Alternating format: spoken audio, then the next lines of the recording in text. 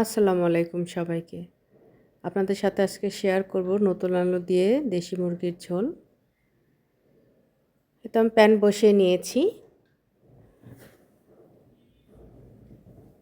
এখানে আমি তেল নিয়ে নিচ্ছি, সরিষার তেল। সরিষার তেলের রান্না বরাবরই অনেক বেশি পছন্দ। তো পরিমাণে একটু বেশিই নিয়ে নিলাম তেলটা। এখানে আমি সামান্য পরিমাণে একটু জিরা নিলাম।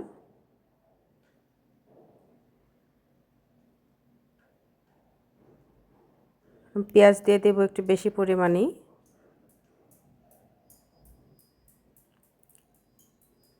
পেঁয়াজটা আমি একটু খুব ভালো করে একটু ভাজা ভাজা করে নেব।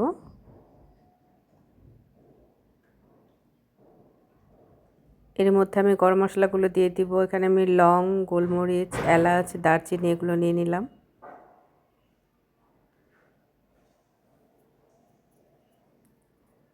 পরিমাণ মতো লবণ দিব।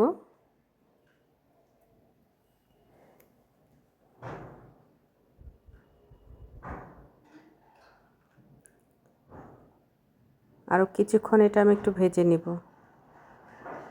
এখন আমি বেশ খানিকটা কাঁচামরিচ দিয়ে দিব। দেশি মুরগির ঝোলটা একটু ঝাল ঝাল হলে খেতে ভালো লাগে।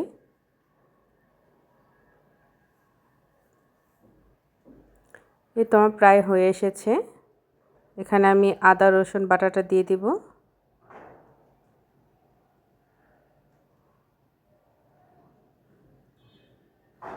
এখন এটা একটু আমি কষিয়ে নিব।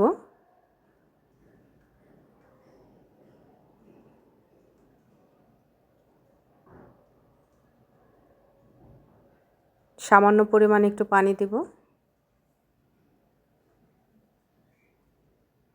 এরপর আমি গুঁড়া মশলাটা দিয়ে দিব।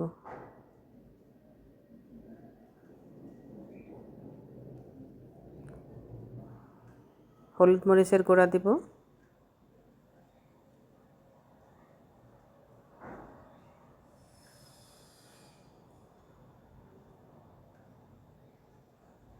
মশলাটা আমি খুব ভালো করে কষাবো।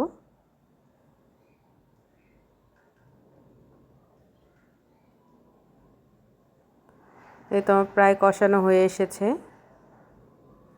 এ পর্যায়ে আমি মাংসগুলো দিয়ে দিব।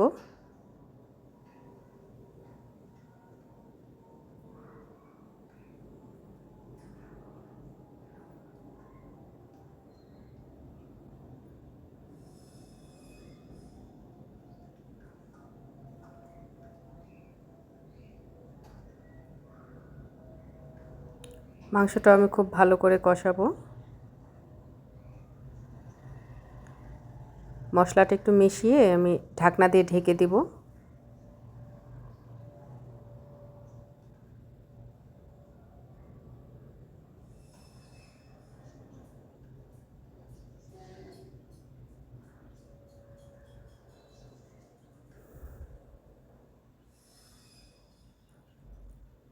তবে সামান্য একটু পানি ছাড়ছে। আমি এক্সট্রা এখন আর কোনো পানি দিব না। আমি এভাবে খুব ভালো করে কষাবো।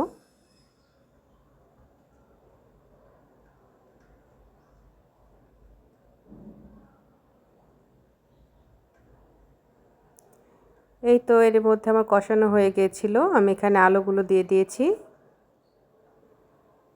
সিজনের প্রথম আলু। নতুন আলু দিয়ে মাংস হোক, মাছের তরকারি হোক, সবই খেতে ভালো লাগে।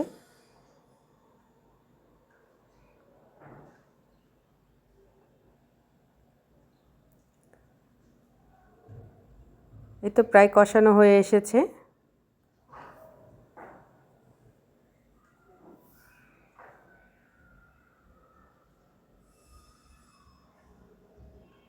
একটু খুব ভালো করে মশলাগুলো মিশিয়ে দেব। তো এই পর্যায়ে আমি একটু পানি দিয়ে দিব। আমার কষানো হয়ে এসেছে।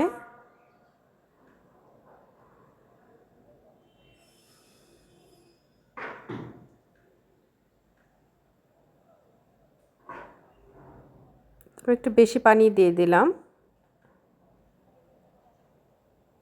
একটু সেদ্ধ হওয়ার জন্য।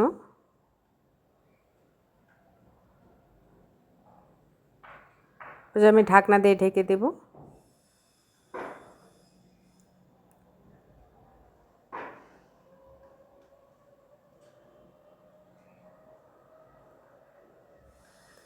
আমার ছেলে তো খুব বেশি পছন্দ করে দেশি মুরগির ঝোলটা আলু দিয়ে, ওর জন্যই রান্না করা হয়। এ পর্যায়ে আমি গরম মশলা গুঁড়াটা দিয়ে দিব।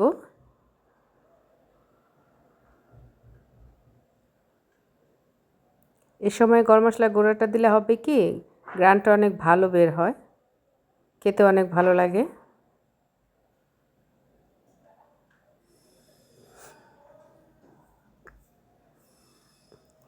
এই তো প্রায় হয়ে এসেছে। আমি উপরে আরও কিছু কাঁচামরিচ দিয়ে দিয়েছিলাম। আলুটা আমার একদম সফট হয়ে গেছে।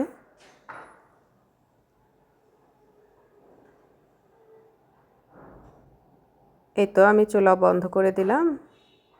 অনেক তেল উঠেছে উপরে। আসসালামু আলাইকুম, সবাই ভালো থাকবেন।